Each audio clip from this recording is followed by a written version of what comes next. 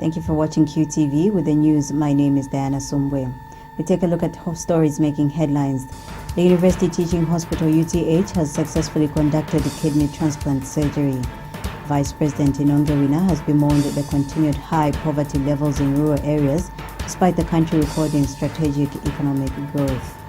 And the Food Agriculture Organization FAO is against government's decision to ban the export of maize.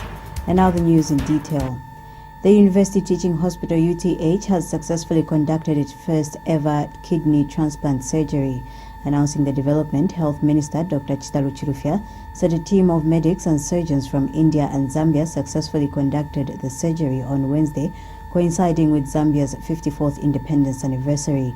Dr. Chirufya says the successful operation eases the pressure and cost of referring patients abroad, which costs government about $2 million United States dollars annually. Speaking when he visited the donor and recipient of the kidney, who are brothers, are in stable condition, the minister said there are currently hundreds of patients across the country requiring kidney transplant surgery. Dr. Chirufya has since commended the medical team for carrying out the successful surgery.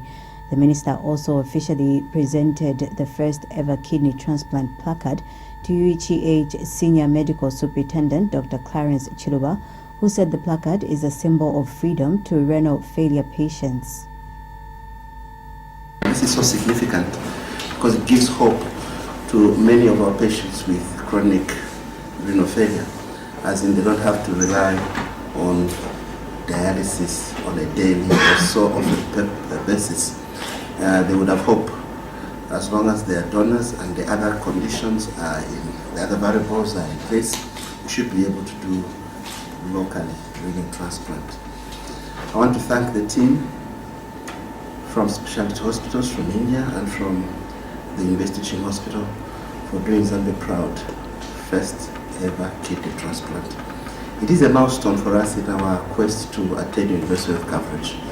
We've said repeatedly that in the PF government, in our pursuit for universal health coverage, we leave no one behind. So patients with chronic renal failure are our concern, and with this expertise that we have developed, we should be able to embrace, our patients with chronic renal failure.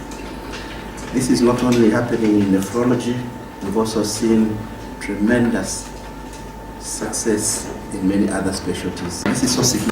And mother to the donor and recipient expressed gratitude to government and the medical team for the successful operation, saying the burden of dialysis on her son has been eased. Yes, it's my son. Okay. Yes. How do you feel about our operation? You're very excited. Yes. How many times were you doing dialysis? He was doing 3 times per week. 3 times per week. Tuesday, Thursday, and Saturday. That was very stressful. Yes, it was. It was a relief. We are supported by the government. Thank you for your cooperation. No? Vice President Inonge says sharing of experiences and use of scientific knowledge and evidence is key for African countries to achieve the aspirations of the 2014 African Union Malabo Declaration. Mrs. Wina says there is need for countries in the region to begin to share experiences and use scientific knowledge and evidence with a view of informing on how climate and agriculture risks can be managed as a way of ensuring food security resilience. Speaking in Lusaka at the Common Market for Eastern and Southern African COMESA Regional Forum on Climate Risks and Food Security Resilience, Mrs. Wina says the Zambian government is keen to deal with the production market, financial and enabling environment risks that come as a result of the effects of climate change. Mrs. Wina says it is for this reason that government welcomes partnerships with stakeholders such as the World Bank, COMESA and others in managing climate and agriculture-related risks in the country. Meanwhile, Mrs. Wina says high levels of poverty in Zambia's rural communities cannot be allowed to continue, as government believes that economic growth must be synonymous with rapidly increased incomes of rural people. She says it is unfortunate that despite the country recording steady economic growth and reducing urban poverty, rural poverty remains significantly high. The Vice President has attributed the development to risky events, which she says are a major contributing factor to the decline in Zambia's agriculture gross domestic product, GDP. Risky events are a major contributing factor to the decline in Zambia's agricultural gross domestic product GDP. I am sure that this is the case generally across the region. Agriculture GDP in Zambia averaged 8.2% for the period 2011 to 2015, and later declined to 5.3% in 2015 due to the El Nino and the fall unwell. Speaking at the same forum, COMESA Acting Secretary General Simeon Ehui says the COMESA region is vulnerable to the effects of climate change, especially that economies of most of the member states are agriculture-based. Dr. Ehui says this is coupled with the fact that many of the roads in the region are not designed to withstand the increasing heavy flooding being witnessed as a result of climate change. With the 7 million people today, and which is almost going to reach 10 to 9 million by 2050. And as our previous guest speaker said, we need to be producing more than 70% food, more than 70% or more food. And if we are not prepared for that, imagine 2050 is not far from now. So we need really to have we need to prepare, and the most important thing is for us to come together, those who have gone through this experience. And World Bank Director Agriculture Global Practices, Dr. Dave Hammond, has warned that the threat of the looming El Nino should not be underestimated, despite experts saying that it may not be as strong as the previous one. Dr. Hammond says the El Nino still has the potential to affect lives and livelihood. Yield results. We are providing 38 million people in 18 countries with access to reliable climate information and early warning system to deal with more frequent and intense natural disasters such as floods and hurricanes.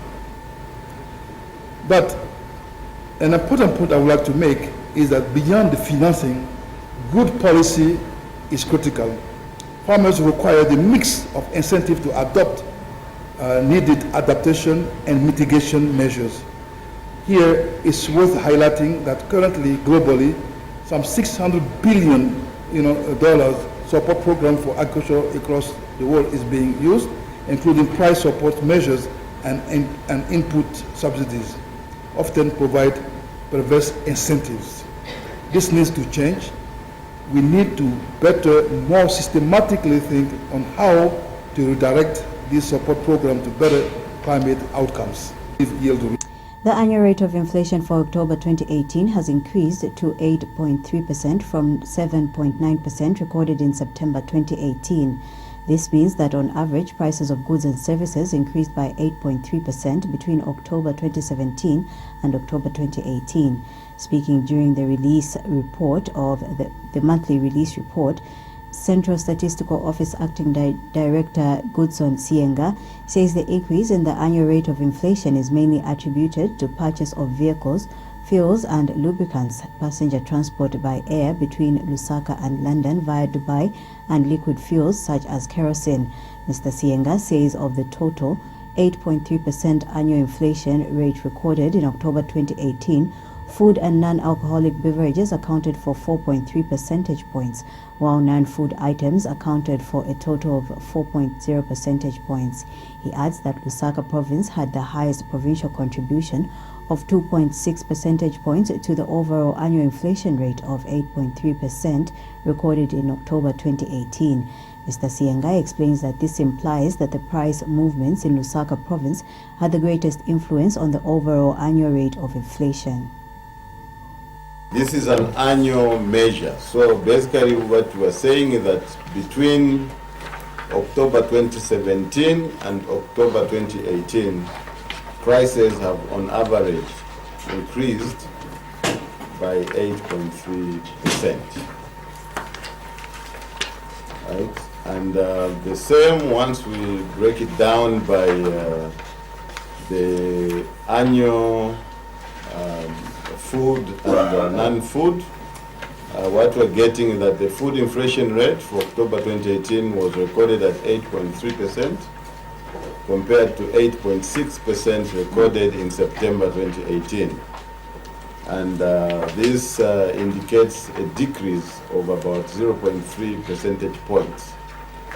The decrease is mainly attributed to price changes of products such as groundnuts, oranges, bananas, fish, buka and dry beans.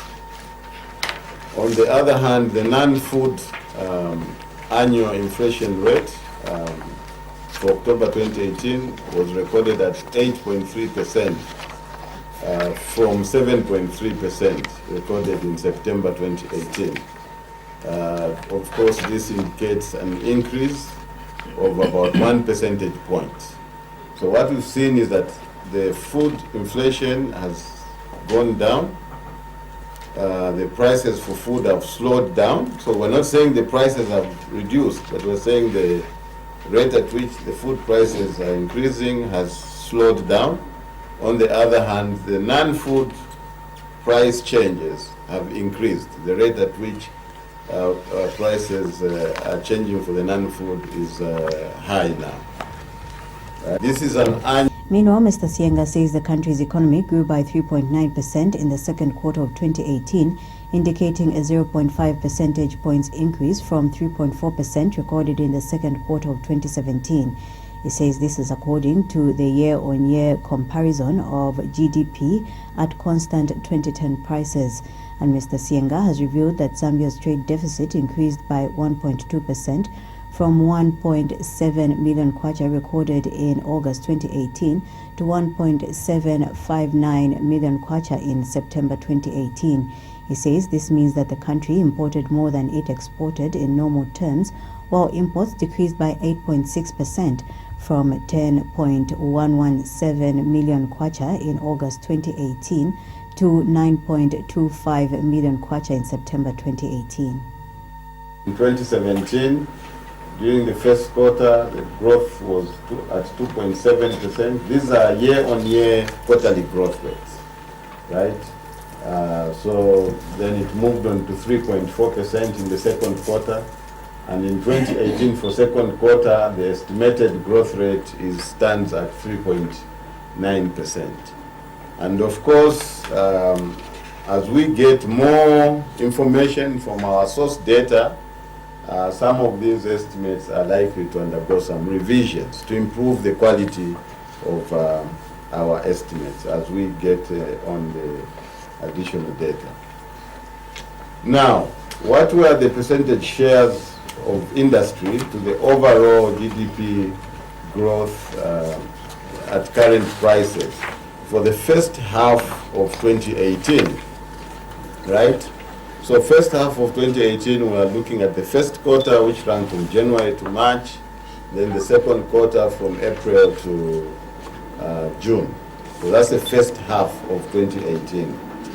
And the results so far shows that the wholesale and retail trade contributed 18.4% to the overall current GDP, which was estimated for the first half of 2018. So the value of the current GDP in the first half of 2018 has been estimated at 127.9 billion kwacha, right? Now, out of this, the wholesale and trade accounted for about 18.4%, followed by mining and quarrying, accounting for about 15.8%, and then manufacturing 8.2%. In 2017, Finance Minister Margaret Mwanakatwe says government is in full control of its debt and is addressing vulnerabilities of its debt profile. In a statement ahead of hosting the IDA 18 high-level midterm review meetings that will be held from 12th to 15th November 2018 in Livingston, Mrs. Mwanakatwe says the government is undertaking a number of measures that include the reduction of non-concessional financing and renegotiating some loans on its portfolio. She says increase of Zambia's funding envelope under IDA 18 will be instrumental in this respect, as the country will have increased concessional financing. Mrs. Mwanakatwe states that the result of this exercise will be to have reduced deficit in a medium term and increased ability to meet debt obligations, including the Eurobond. She adds that to enhance the quality of projects being undertaken by the government, a new public investment board is being set up to guarantee value for money by putting in place technical, economic and social standards to the selection of projects to be financed by government. She says this will maximize benefits of government financing, particularly for loan-financed projects. And Mrs. Mwanakatwe has warned that with strengthened Public Financing Management Act, officers found guilty of financial misconduct will be suspended, dismissed and prosecuted. She says action has already commenced on the maladministration of the social cash transfer program and the reported mismanagement of funds in the education sector. The minister adds that government will progress the forensic audit in both ministries that will be the basis for the final action. Mrs. Mwanakatwe adds that similar action is being taken in ministries where mismanagement has been unearthed by auditors. The Food Agriculture Organization, FAO, is opposed to government's decision to impose a ban on the export of maize. FAO country representative Dr. George Okech tells Q News that the imposition of a ban on the export of maize and mealie meal is against the principles of free trade. Dr. Okech adds that countries are independent on each other. He states that Zambia is food secured, despite Minister of Agriculture Michael Katambo having indicated that the Food Reserve Agency may not meet its strategic target of purchasing 500,000 tons of maize for strategic reserves.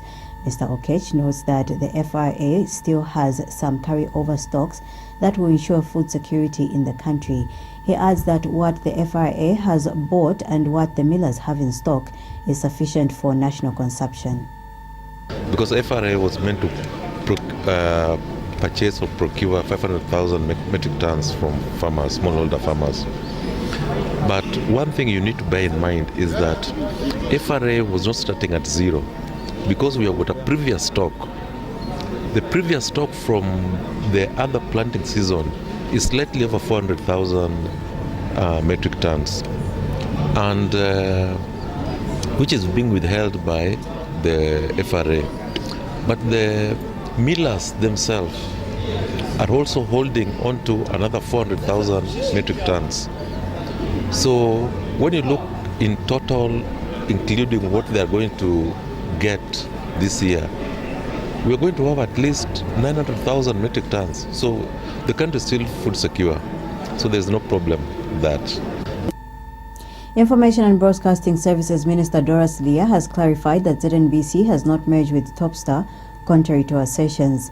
Ms. Leah explains that the conditional authorization to the proposed merger on ZNBC and StarTimes granted by the Competition and Consumer Protection Commission, CCPC, is merely a merger of interests in a joint venture and not of two independent institutions.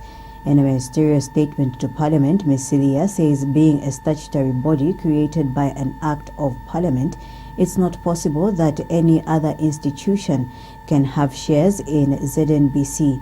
She says any chance of shareholding in ZNBC would have to be made by Parliament. Ms. Leah, however, states that ZNBC as an institution can pursue business interests and acquire shares in other interests, but that nobody can acquire shares in the public broadcaster. The minister has since stated that Topstar has no shareholding in ZNBC, but that ZNBC has 40% shareholding in Topstar. The National Union of Public and Private Educators of Zambia, NUPEZ, has welcomed government's decision to indefinitely suspend examinations for grade 7, 9 and 12 due to leakage of exam papers. NUPEZ President Victor Muyumba says going forward, government should be cancelling exams marred by malpractice. Mr. Muyumba says this will help in having a cadre of pupils whose examination results reflect their real intellectual quality. Minister of General Education David Mabumba on Tuesday announced the indefinite suspension of all the 2018 grade 7, 9 and 12 examinations due to malpractice. The Ministry of Gender says it is in the process of holding consultations with the general public with regards to the revision of the Marriage Act. Minister of Gender Elizabeth Piri has told journalists that this is in an effort to make it effective in the fight against early marriages and defilement. Mrs. Piri says government wants to ensure that the girl child is accorded the opportunity to get educated, as opposed to the present situation where in some cases girls are forced into early marriages. She says the fruitful outcome of the review is dependent on submissions from the general public. The Gender Minister adds that the general public will be informed on the commencement of the review process and the specific period it will take once the ministry mobilizes resources for the exercise. Following the increase in the number of child marriages in the country, the Ministry of Gender recently announced that it will revise the Marriage Act, which will describe a child as any person under the age of 21.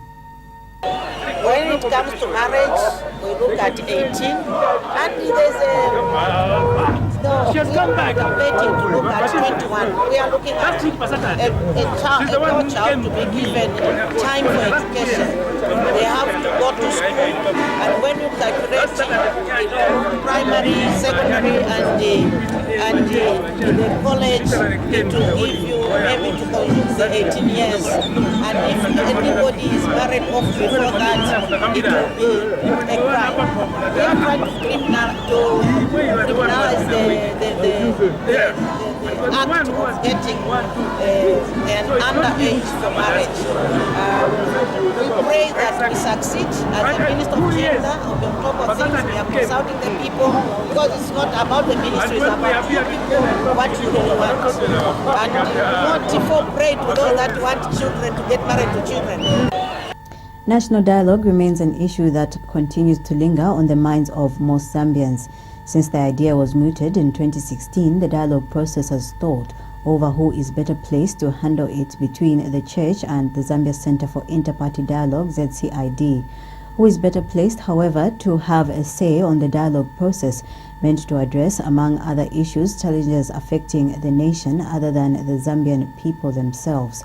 Our staffer Lazarus Chula has more in this report. National dialogue is still an issue that lingers on the minds of the Zambian people. Since it began in 2016 with a few successes, the dialogue process has met one crucial setback. It has not been decided who between the Church and the Zambia Center for Inter-Party Dialogue should facilitate and chair the dialogue process. This uncertainty has been further compounded by both the Church and the ZCID coming up with their own roadmaps for the dialogue. Who should, however, have the last say on the dialogue process that is meant to address issues affecting their nation other than the Zambian people themselves? If indeed it is the people, whom do they think should lead the process? I think someone who is just neutral, and I think maybe the Church are the best people who can handle this national dialogue. Richard Muke is another Lusaka resident that thinks that the Church is better placed to handle the dialogue process. They will be neutral because they are the one who started it. And we saw the Church, when there was confusion, they were in forefront. So they are the one who are supposed to handle this issue. Febiti Sanga, equally a city dweller, agrees with him.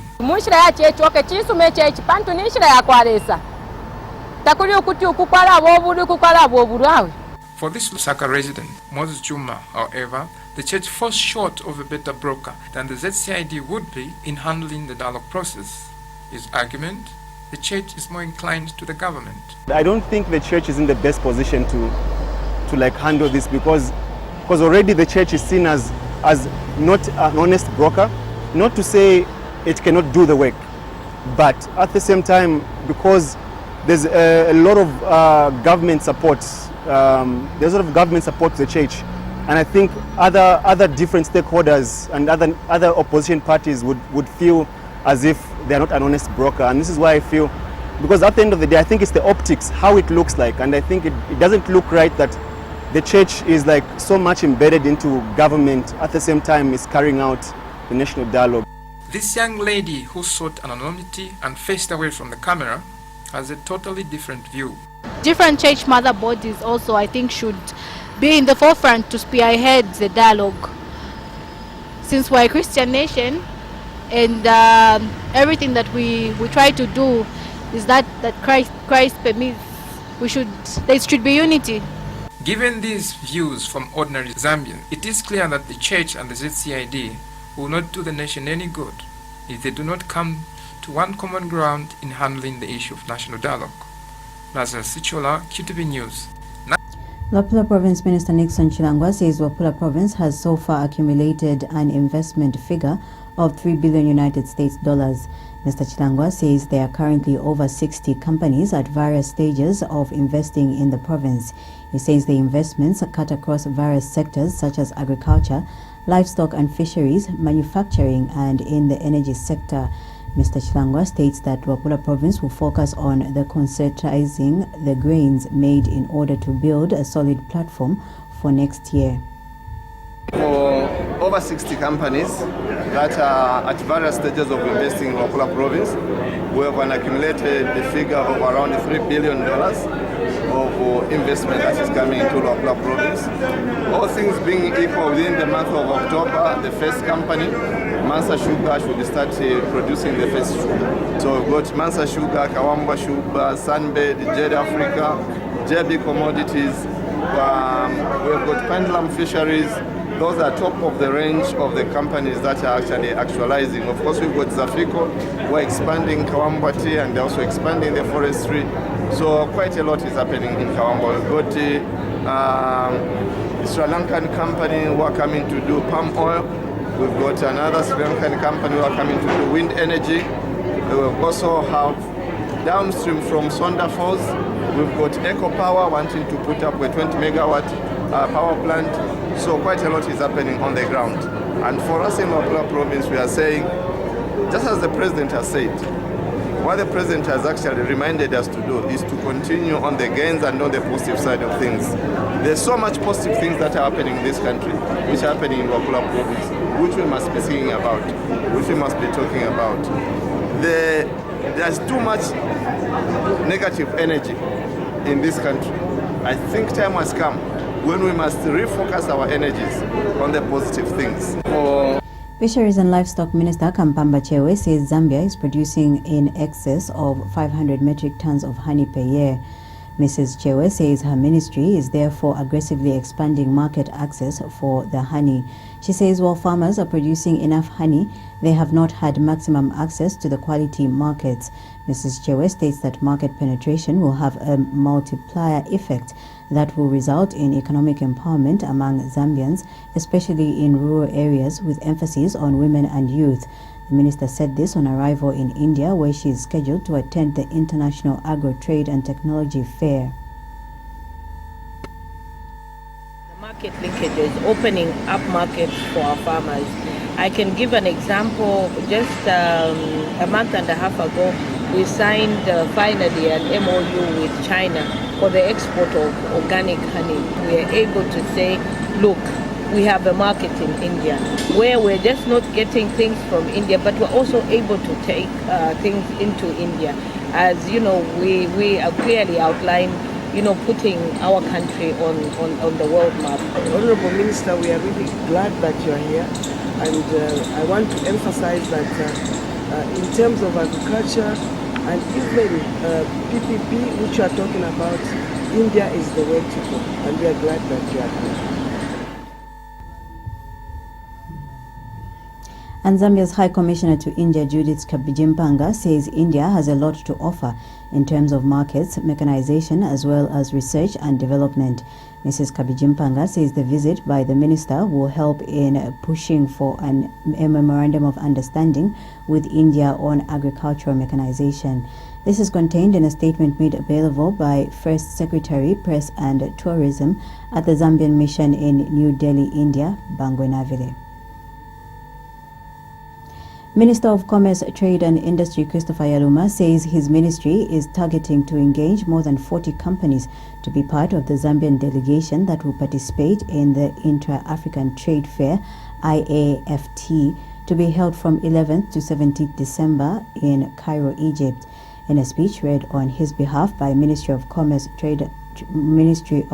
Economics Director Kelvin Kamayoyo at the Intra-African Trade Fair Sensitization Conference, Mr. Yaluma says Zambia has confirmed participation at the fair and that 40 companies and agencies within government and other institutions have been engaged to partner with the ministry in order to have a successful exhibition in Cairo.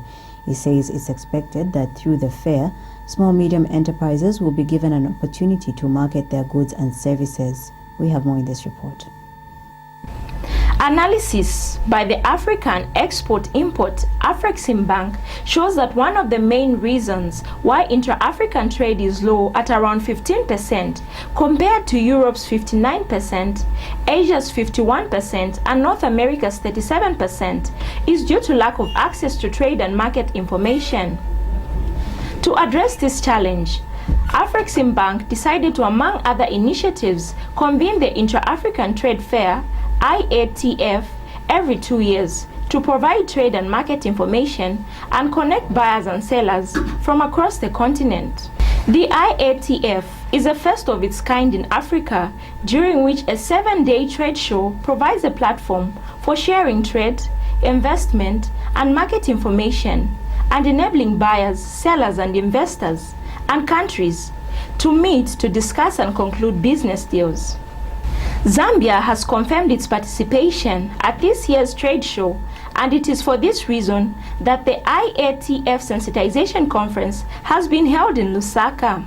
Minister of Commerce, Trade and Industry Christopher Yaluma, represented by the ministry's Economics Director Kelvin Kamayoyo, says the ministry is targeting to engage more than 40 companies that will form part of the Zambian delegation that will participate in the Inter-African Trade Fair to be held in December in Cairo, Egypt. As a ministry, we are coordinating the preparations ahead of the trade fair alongside the Institute for Finance and Economics and also Zambia Development Agency. Already communication has already started. The ministry has engaged over 40 companies and also has engaged agencies within the government and other institutions to partner with Zambia so that we can have a successful exhibition in Egypt. Speaking at the same conference, IAFT Ambassador Dr. Caleb Fundanga says such fairs will help grow small and medium-sized enterprises, SMEs. It is this lack of access to these markets that can be used as an explanation for the poverty that Africa faces. Now, some of the reasons which have been given for this poor trade performance are things like lack of access to trade and market information.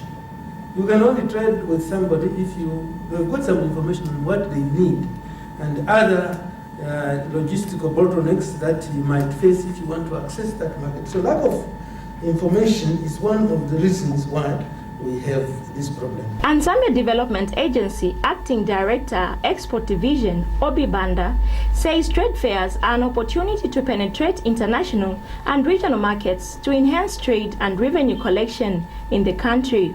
As exporting companies or export-ready companies, it is important that we participate in such kind of platforms to sell our products to the international market. Trade fairs provide a platform for us to penetrate these regional and international markets. The Intra-African Trade Fair particularly focuses on the African continent, but you find that within the trade fair, you won't just be looking at the host, Egypt, for instance. There will be a number of companies or countries that will participate. Former Vice President and businessman Enoch Kavindele, who was also part of the conference, had this to share. it's very, very important that we start as Africans to trade amongst ourselves. And the issues that you've raised, the Governor, are very important, really, extremely important. But without connections, there's a problem there. It is hoped that Zambia's participation at this year's Intra-African Trade Fair will be an opportunity for the country to forge new trade linkages and open up new markets. Martha Katambi, reporting for QTV News in Lusaka. Zamtel, in partnership with the Zambia Revenue Authority ZRA, has announced the launch of a mobile tax payment system using Zamtel Kwacha. The move will see Zamtel customers remit all their domestic taxes such as turnover tax, base tax, income tax, VAT, withholding tax, and pay as you earn via the Zamtel Kwacha platform. Other tax types covered under the innovation include property tax, mineral royalty, medical levy tax, presumptive tax, and insurance premium levy. Announcing the partnership, Zamtel Chief Executive Officer Sydney Mupeta says the new tax electronic payment system, which will go live in the next few days, will enhance customer convenience and promote tax compliance by a vast majority of taxpayers. Mr. Mupeta says Zamtel is confident that its customers will enjoy paying their taxes, as this will now be done conveniently from their devices using Zamtel Kwacha. Mr. Mpeta explains that taxpayers will be required to use the Zamtel Kwacha shortcode *344# and insert their tip-in, adding that for each successful transaction, customers will receive a notification. And ZRA Commissioner General Kingsley Chanda says the partnership is expected to capture millions of taxpayers. Mr. Chanda says the move further demonstrates ZRA's resolve to fully adopt the use of latest technology in tax administration. He states that ZRA is happy to partner with Zamtel on this initiative, which will go a long way in boosting revenue collection. Mr. Chanda adds that ZRA is in the process of announcing similar initiatives with other market players in order to strengthen efforts to improve tax compliance and collection. To end the news, we take a look at stories making headlines once again. The University Teaching Hospital UTH has successfully conducted a kidney transplant surgery. Vice President Inongewina has bemoaned the continued high poverty levels in rural areas despite the country recording steady economic growth. And the Food Agriculture Organization, FAO, is against government's decision to ban the export of maize. On that note, we come to the end of the news. From me, Diana Sumbwe. Thank you for watching.